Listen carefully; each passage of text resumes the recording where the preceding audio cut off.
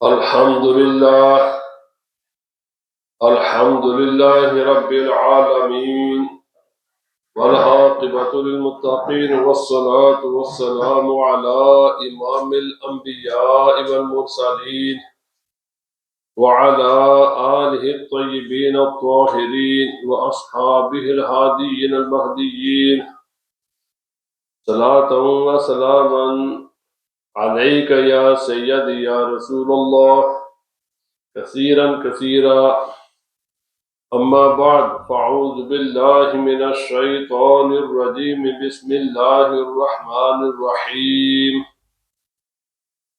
محمد رسول الله والذين معه أشداء على الكفار رحماء بينهم تراهم ركعا سجدا يبتغون فضلا من الله ورضوانا سيماهم في وجوههم من أثر السجود ذلك مثلهم في التوراة ومثلهم في الإنجيل كزرع أخرج شطأه فآزره فاستغلظ فاستوى على سوقه يعجب الزراع ليغيظ بهم الكفار.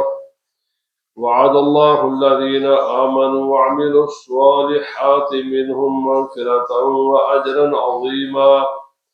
صدق الله العظيم. إن الله وملائكته يصلون على النبي يا أيها الذين آمنوا صلوا عليه وسلموا تسليما.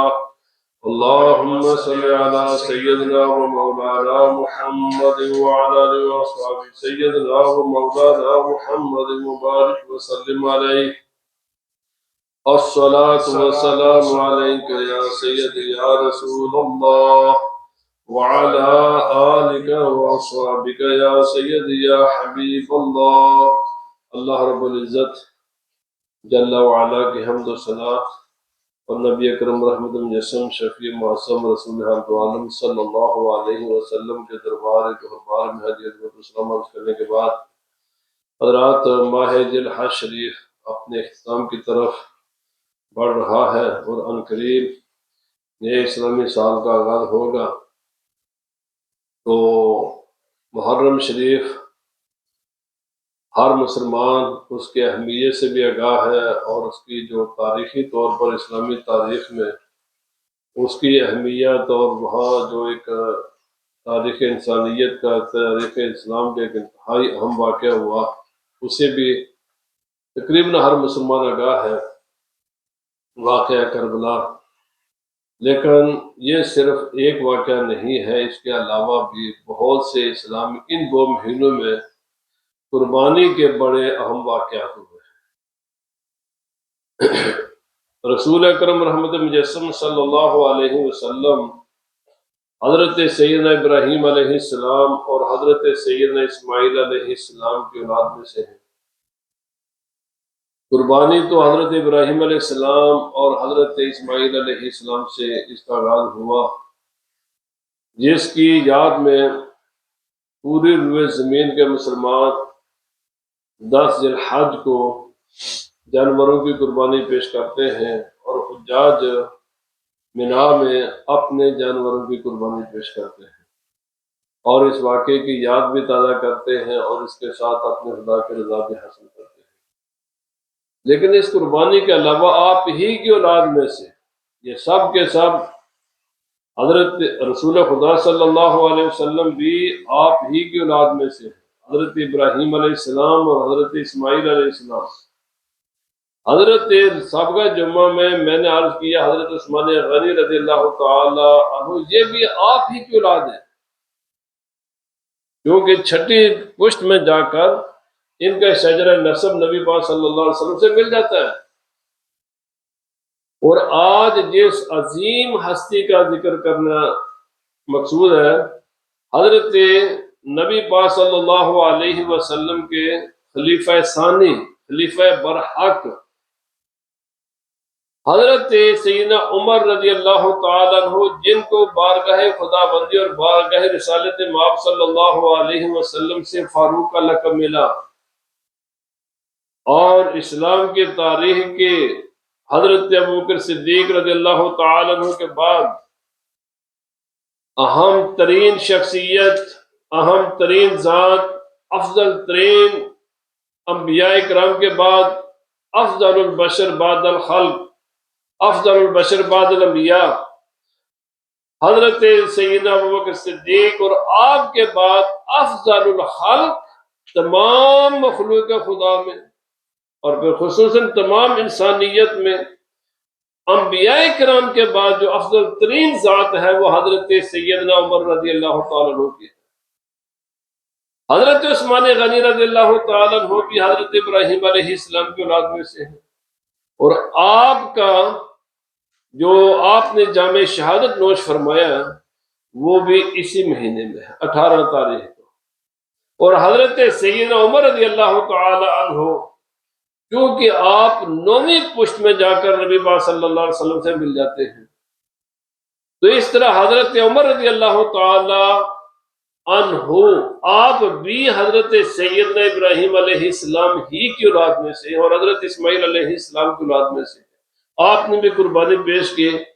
وہ اسی مہینے میں ماہ ذی الحج کی تاریخ میں اختلاف ہے، 27 ہے یا 26 ہے یا 28 ہے، تینوں میں سے کوئی ایک ہے، لیکن مشہور قول کے مطابق 28 ہے۔ اور پھر 3 دن کے بعد آپ نے جامع شہادت نوش کر لیا یکم محرم الحرام کو۔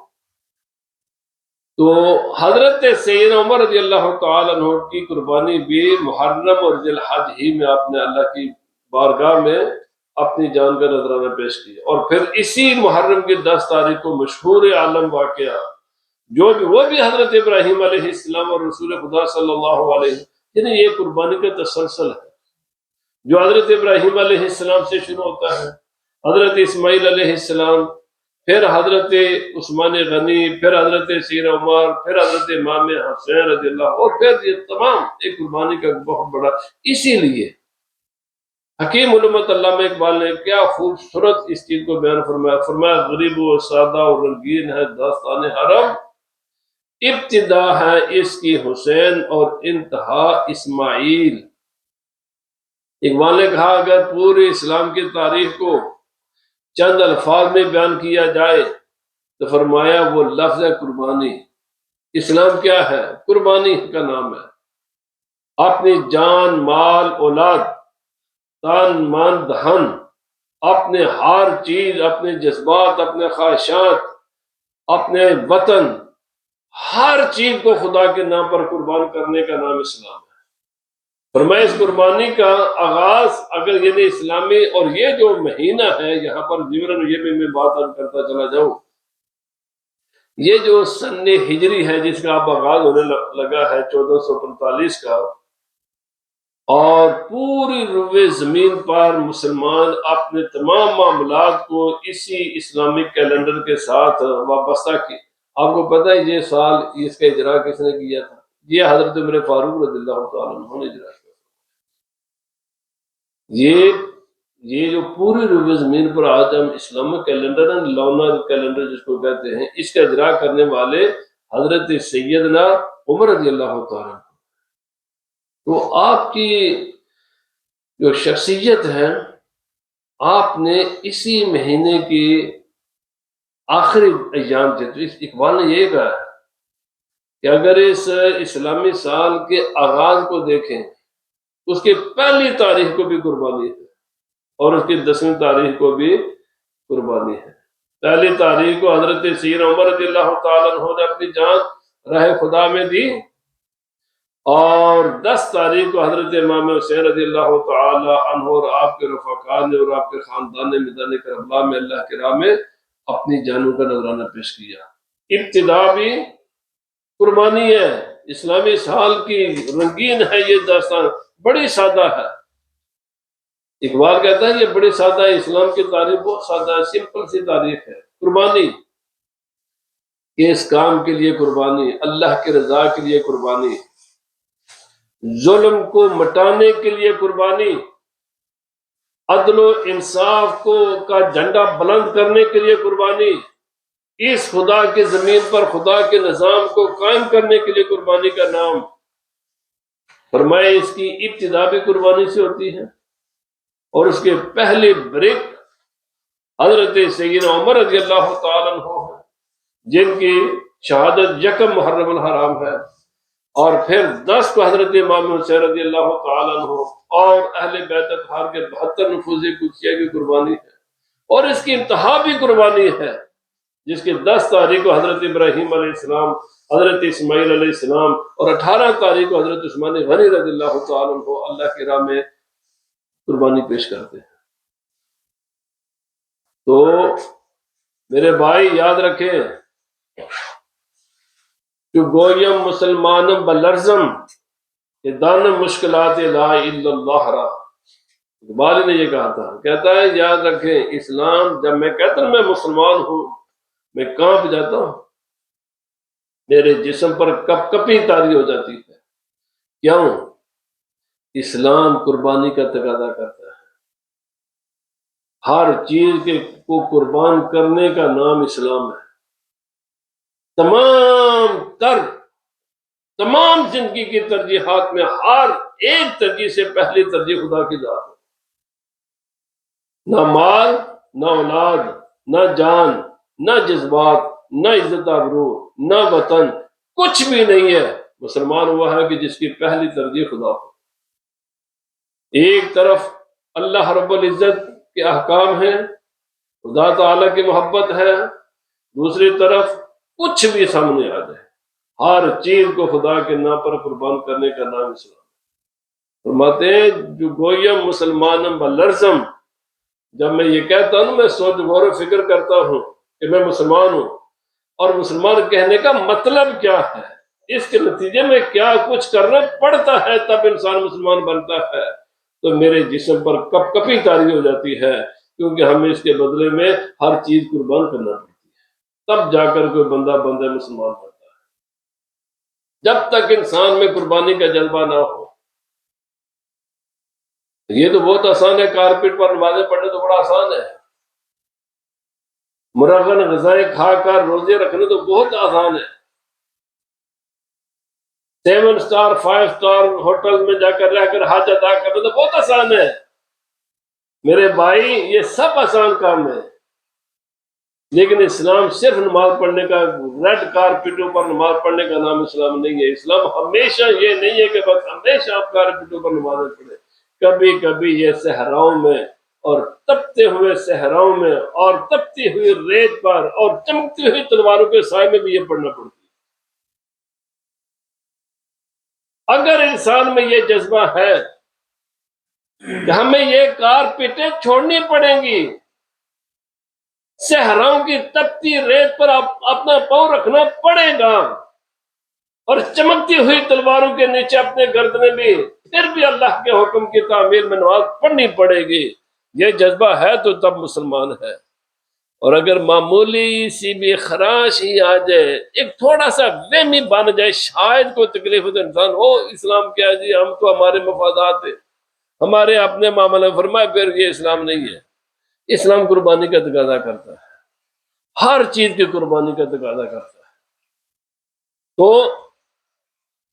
میں یہ عرض کر رہا تھا کہ حضرت سیدنا عمر رضی اللہ تعالیٰ عنہ قربانی ہے، سب پوری اسلام کی تاریخ قربانی کا نام ہے، اور جب تک مسلمانوں نے یہ سبق یاد رکھا ہے قربانی کا، ان کی پہلی ترجیح کھانا نہیں تھا، رہائشیں نہیں تھیں، کمفرٹ لائف نہیں تھی، آرام دہ زندگی نہیں تھی، کوئی چیز ان کی پہلی ترجیح نہیں تھی، پہلی ترجیح خدا کی رضا ہے، اللہ رب العزت کی رضا، دین کی سربلندی، میری زندگی کا مقصد تیرے دین کے سرفرازی، میں اسی لیے مسلمان، اسی لیے نمازی، زندگی کا مقصد خدا کی رضا ہے، دین کی سربلندی ہے، اس کے لیے، اس کے مقابلے میں جو بھی قربانی دین جس بھی قربانی کا تقاضا کرے دے دو قربانی، کاروباری نقصان ہوتا ہے تو برداشت کر لو، بھوک پیاس لگی ہے تو برداشت کرو،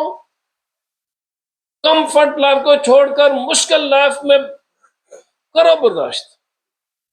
ہر قسم کی قربانی دینے کا نام اسلام ہے. اور یہ پوری اسلام کی 1400 سالہ تاریخ میں ایک تسلسل ہے، تسلسل ہے. 23 سالہ رسول خدا صلی اللہ علیہ وسلم کی حیات تبلیغی حیات ہے.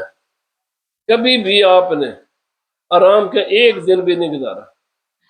شاید ہی پوری 23 سالہ زندگی میں ایک دن بھی نبی پاک صلی اللہ علیہ وسلم کی زندگی کا ایسا نہیں ہوگا کہ جس میں جد و جہد نہ تھی. اور خود حضرت سیدنا عمر رضی اللہ تعالی عنہ، آپ نے بھی اپنی زندگی میں اپنے گورنروں کو لکھا. اور پورا یہ کون شخصیت ہے جانتی ہیں آپ کون ہے؟ حضرت عمر رضی اللہ تعالی عنہ. دنیا کی 2 سپر پاور ہیں، 2 دنیا کے سپر پاور ہیں جن کے نام سے یہ دنیا لرزتی تھی. ایک طرف ایران امپائر تھا، دوسری طرف یہی کیسر یعنی رومن امپائر. یہ وہ شخصیت ہے جنہیں دونوں کی غرور کو خاک میں ملایا تھا. اور ودن نبی پاک صلی اللہ علیہ وسلم، کیونکہ اس کی سورہ روم میں اس کا ذکر کر دیا گیا تھا کہ یہ دونوں پاوریں ختم ہو گئی. بلکہ غزوہ خندق کے موقع پر جب وہ ایک سخت چٹان آئی اور صحابہ اکرام کے لیے اس چٹان کو توڑنا مشکل ہو گیا، تو نبی پاک صلی اللہ علیہ وسلم کے پاس آئے. اور غربت کا یہ عالم تھا، بھوک اور پیاس کا یہ عالم تھا کہ صحابہ اکرام نے گھاس کی جڑیں کھائی تھی. یعنی جو اوپر والا سبزہ یہ بھی ختم ہو گیا تھا. جڑیں کھا کر حتیٰ کہ جڑیں بھی ختم ہوئی نا تو آپ نے پیٹوں پر پتھر باندھے، بھوک کو برداشت کرنے کے لیے پتھر باندھے. اور جب ایک پتھر نہیں ٹوٹ رہا تھا تو نبی پاک صلی اللہ علیہ وسلم کی خدمت میں حاضر ہوئے. تو یہ حدیث پاک اٹھا کر دیں گے. صحابہ اکرام کہتے ہیں کہ ہم حیران ہوئے کہ ہم نے تو سوچا کہ ہم سب سے زیادہ بھوکے ہیں. ہم نے ایک پتھر اپنے پیٹ پر باندھ کر ہم اپنے کمر کو سیدھا کر رہے تھے کہ نبی پاک صلی اللہ علیہ وسلم نے 2 پتھر باندھے ہوئے تھے. میرے بھائی، اسلامی لیڈر یہ ہوتا ہے جو قوم کے خوشی میں بھی اس کے ساتھ ہوتا ہے، غمی میں بھی اس کے ساتھ ہوتا ہے، خوشحالی میں بھی اسی کے ساتھ ہوتا ہے، اور بھوک ننگ میں اور پیاس میں بھی اس کا ساتھی ہوتا ہے اور اسے آگے ہوتا ہے. صحابہ کرام نے اگر ایک پتھر باندھا تو نبی پاک صلی اللہ علیہ وسلم نے 2 باندھے. اگر صحابہ کرام نے وہاں پر وہ خندق کھودنے کے لیے کدال اور باقی ہتھیاروں کے ساتھ وہ کھدائی کر رہے تھے تو نبی پاک صلی اللہ علیہ وسلم بھی ان کے ساتھ شریک تھے. یہ نہیں کہ خود جناب سرے محل میں ان ایون فیلڈ میں رہو اور عوام بیچاری قربانی دے. یہ اسلام میں کوئی تصور نہیں ہے. اسلام میں امیر یعنی حکمران اور عوام ایک ہی صف میں ہوتے ہیں. خوشحالی ہے تو سب کی خوشحالی ہے. اور اسی لیے حضرت سیدنا ابوبکر صدیق رضی اللہ تعالی عنہ کا وقت نہیں میں دوسرا موضوع بدل جائے گا. حضرت سیدنا عمر، حضرت ابوبکر صدیق رضی اللہ تعالی عنہ کو جب خلافت ملی، دوسرے دن سر پر گٹھڑی اٹھائی بازار میں کپڑا بیچنے کے لیے جا رہے. حضرت عمر رضی اللہ تعالی عنہ دیکھا یہ کیا، فرمایا تم تو مسلمانوں کے معاملات کے ذمہ دار ہو، اگر خود بزنس کرو گے تو پھر ان کا کون ہے؟ فرمایا پھر اپنے بال بچوں کو کہاں سے کھلاؤں؟ فرمایا یہ تمہاری جاب نہیں ہے، اب تم ہو مسلمانوں کے امور کے ذمہ دار، تمہاری ذمہ داری مسلمانوں کے اجتماعی فرض ہے. چلو واپس مسجد میں چلو، ہم اس کا بندوبست کریں گے. واپس آئے، حضرت مسجد میں صحابہ کرام کے مجلس سمجھ رہے. بھائی میرے بھائی، اسلام سے بڑھ کر دنیا میں کہیں بھی ڈیموکریسی نہیں ہے. اگر کوئی خدا کرے کہ مسلمان اس نظام کو سمجھ جائے، پڑھیں، تعلیم کی طرف آئیں، علم کی طرف آئیں، سمجھیں اس کو. زمانہ خلافت کو پڑھیں. کوئی فیصلہ حضرت ابوبکر صدیق نے اپنے لیے کچھ نہیں کیا.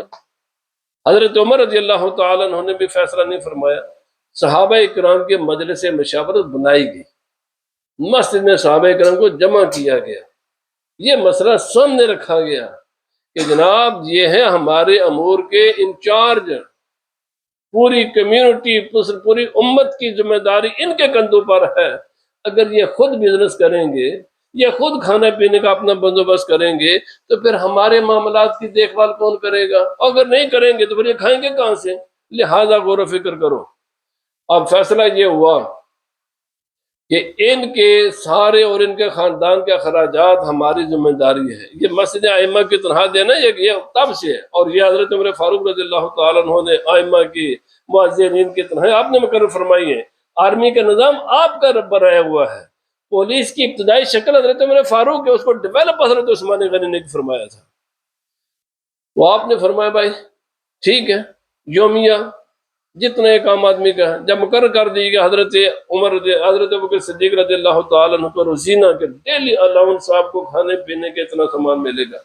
پتہ حضرت سیدنا عمر حضرت ابوبکر صدیق رضی اللہ تعالیٰ عنہ کیا فرمایا تھا اس فیصلے کے بعد؟ آپ نے فرمایا تھا جو تم نے ہمارا وظیفہ مقرر کیا ہے، کل کا دن ہے، ہم تجربہ کریں گے، اگر اس میں میرا اور میرے گھر والوں کا ہو گیا گزارا تو الحمدللہ، اگر ایک دن سے زائد کی خوراک ہو تو ہم واپس بیت المال میں جمع کرائیں گے، اور اگر گزارا نہ ہو سکا تو اپنا روزینہ، اپنا مشاہرہ، اپنا ڈیلی الاؤنس کو اس میں اضافہ کرنے سے پہلے جو مدینہ طیبہ اسلامی ملک کے شہری ہیں ان کے وظائف میں اضافہ کیا جائے گا۔ پہلے عوام کا سوچا جاتا ہے، اس کے بعد اپنا سوچا جاتا ہے، فرمایا ان کا پہلے۔ بہرحال حضرت سیدنا عمر رضی اللہ تعالی عنہ، یعنی یہ آپ کی جو آپ نے اہم ترین جو میں بات کر رہا تھا کہ اسلامی حکومت یہ ہے، ہم مسلمانوں کی حکومت کہہ سکتے ہیں، پوری روئے زمین پر اسلامی حکومت کہیں بھی نہیں ہے، جو تمام وسائل کو چند خاندان اور چند لوگ اپنے استعمال میں لاتے ہیں اور عیاشی کا ذریعہ بنایا ہوا انہوں نے حکومت۔ میرے بھائی، رسول خدا صلی اللہ علیہ وسلم نے پوری زندگی کبھی بھی اکیلے کھانا بھی نہیں کھایا، اور ایسا بھی نہیں کہ دوسروں سے بڑھ کر کھایا، اور نہ ہی حضرت سیدنا ابوبکر صدیق رضی اللہ تعالیٰ عنہ نے ایسا کیا ہے، نہ ہی حضرت سیدنا عمر رضی اللہ تعالیٰ عنہ نے ایسا کیا ہے۔ تو بات وہ یہ کر رہا تھا کہ وہاں پر بات لمبی ہو جاتی ہے، باقی ٹائم ختم ہو جاتا ہے۔ میں یہ بات یہ کر رہا تھا، نبی صلی اللہ علیہ وسلم کی خدمت میں نبی صلی اللہ علیہ وسلم کون سا پتھر ہے؟ سارے صحابہ کرام مل کر بھی جن کو نہیں توڑ سکے نا، نبی پاک صلی اللہ علیہ وسلم نے ایک ضرب کے ساتھ اس کو توڑا، اور جب توڑا تو وہاں سے ایک آگ کی ایسی چنگاری نکلی۔ آپ نے فرمایا یمن خدا نے میرے قبضے میں دے دیا۔ دوسرا آپ نے مارا، جو اس کا بقیہ حصہ تھا وہ توڑ دیا، فرمایا ایران ہمارے قبضے میں آ گیا۔ تیسرا سرکار دو عالم صلی اللہ علیہ وسلم نے پھر ایک لائٹ نکلی پتھر سے، فرمایا روم ہمارے قبضے میں آ گیا۔ یہ کب فرمایا تھا؟ جب 12,000 لشکر اہل عرب انتہائی ماہرین جنگجو لے کر مدینہ منورہ پر حملہ آور ہوئے تھے، اور اس وقت نبی پاک صلی اللہ علیہ وسلم یہ بشارت دے رہے تھے کہ اب ان تمام علاقوں پر اسلام کی حکومت ہے۔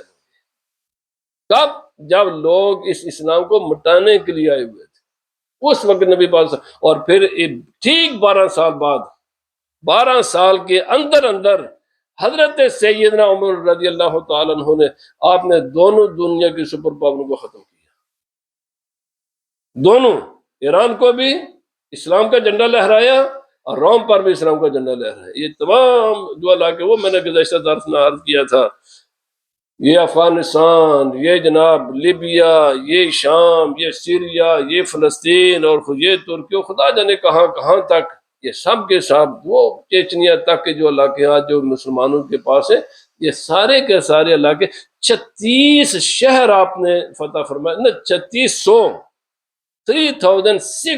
دنیا کے شہروں کو پر آپ نے اسلام کا جھنڈا بلند کیا تھا، اور دنیا کو وہ نظام دیا۔ صرف ایک عدالتی نظام نہیں پیش کیا، صرف فوجی نظام نہیں دیا، صرف پولیس کا نظام نہیں دیا، بلکہ وسائل کی منصفانہ تقسیم کو اتنا یقینی بنایا، اتنا یقینی بنایا کہ آپ نے پھر فرمایا دریائے دجلہ کے کنارے پر، دریا ہے نا، اس کے کنارے پر ہو، ایک روایت میں آتا ہے بکری اور ایک روایت میں کتے کا ذکر ہے، فرمایا اگر کتا بھی پیاسا مر جائے، پیاسا ہو کہاں؟ دریا کے کنارے پر، مرے کون؟ کتا۔ فرمایا عمر اس کا جواب دے۔ کتے کے پینے کا انتظام، یعنی دریا سے باہر نکال کر اس کو پن، ہو سکتا ہے کتے کا منہ دریا تک نہ پہنچ سکے۔ اس بات کو یقینی بنانا کہ وہ دریا کا پانی باہر نکال کر کتے کو پلایا جائے، یہ کس کی ذمہ داری ہے؟ یہ عمر کی ذمہ داری ہے۔ عمر کون ہے؟ اسلامی حکومت کا سربراہ ہے۔ اسی لیے آپ ترکی میں جائیں گے تو جگہ جگہ آپ کو ملیں گے، وہاں پر پرندوں کے لیے پانی کے انتظامات ہوا کرتے تھے۔ یہ جتنے جنگلی یعنی لائف ہے، جتنے جنگلی جانور ہیں، حلال حرام سب کے لیے جگہ جگہ انہوں نے انتظامات کیے ہوئے تھے پانی کے۔ انسان تو انسان ہے، جانوروں کے لیے بھی۔ اور انصاف کا وہ نظام آپ نے قائم کیا کہ اگر غیر مسلم بھی حق پر ہوتا اور اس کے مقابلے میں مسلمان اس کا حق نہ ہوتا اور وہ ظلم کر رہا ہوتا، تو آپ نے کبھی بھی انصاف کے راستے میں اسلام کو بھی نہیں آنے دیا۔ فرمایا اگر یہ حق یہودی کا ہے تو آپ نے یہودی کا حق یہودی کو دیا۔ اگر مسلمان ناانصافی کر رہے ہیں تو اس کے خلاف فیصلے فرمائے آپ نے۔ یوں ہی ہے۔ اور عدل و انصاف کو، یہ جو بعد ہم نلائکوں نے ابھی 1948 میں یہ یہودیوں کے قبضے کی، یہ کس نے فتح کیا تھا؟ یہ حضرت عمر رضی اللہ تعالیٰ عنہ کا فتح۔ اور یہ کیسے فتح ہوا؟ صرف عدل و انصاف سے ہوا تھا، جنگ کے بغیر فتح ہوا تھا۔ اور خود یہودیوں نے اور عیسائیوں نے چابی آپ کے حوالے کی تھی حضرت عمر رضی اللہ تعالیٰ عنہ۔ کیوں؟ عدل و انصاف۔ میرے بھائی، یہ ہم بھول کا شکار ہیں کہ بڑی بلڈنگیں بنائیں گے، بڑے موٹر وے بنائیں گے، بڑے جناب ایئرپورٹ بنائیں گے، بڑے بڑے چیزیں بنائیں گے تو اس سے حکومتیں مضبوط۔ بھائی کچھ بھی نہیں ہے یہ چیزیں۔ کوئی بھی سوسائٹی، کوئی بھی معاشرہ مضبوط عدل و انصاف سے ہوتا ہے۔ عدل و انصاف کرے تو پھر آپ کو بڑی بڑی آرمی رکھنے کی بھی ضرورت نہیں ہے۔ یہ آرمی تبھی رکھی جاتی ہے کہ انسان ظلم کرتا ہے، کرے نا، ٹھیک ہے، ہم اس کے خلاف نہیں ہیں آرمی، کیونکہ سارے، لیکن اصل قوت دنیا میں کسی بھی حکومت، کسی بھی سوسائٹی کی بقا کے لیے عدل و انصاف ہوتا ہے۔ اور عدل و انصاف میں بیسک چیز یہ ہے کہ جتنے بھی وسائل ہیں ان کو منصفانہ تقسیم کیا جائے، اور خدا کی ساری مخلوق، نہ کہ انسان بلکہ جانور، نہ وہ جانور کے جو انسان کی ضرورت ہیں بلکہ جنگلی جانوروں کو بھی خیال رکھا جاتا ہے۔ کوئی بھی، نبی پاک صلی اللہ علیہ وسلم فرمایا، صحابہ کرام نے پوچھا یا رسول اللہ یہ جو ہم درخت لگاتے ہیں یا پانی وغیرہ، فرمایا جو بھی جس کے اندر جس کو پیاس لگتی ہے نا، بس اس کو پانی پلا دینا یہ صدقہ ہی ہے۔ یعنی کیڑے مکوڑے اور یہ جانوروں کو بھی ان کی ضرورت کا خیال رکھنا اور اس کو پورا کرنا اور ان کی حفاظت، باقی جتنے اس سے ریلیونٹ چیزیں ہیں، یہ اسلامی حکومت کی ذمہ داری ہے۔ اور یہ عدل و انصاف کا اعلیٰ ترین معیار کس نے قائم کیا؟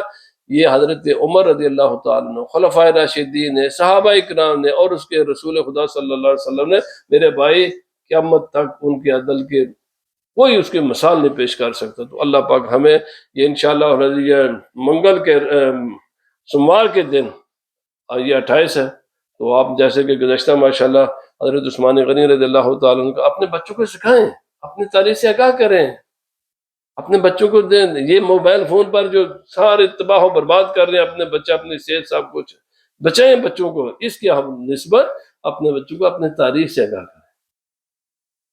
اللہ پاک ہمیں عمل کی توفیق عطا فرمائے۔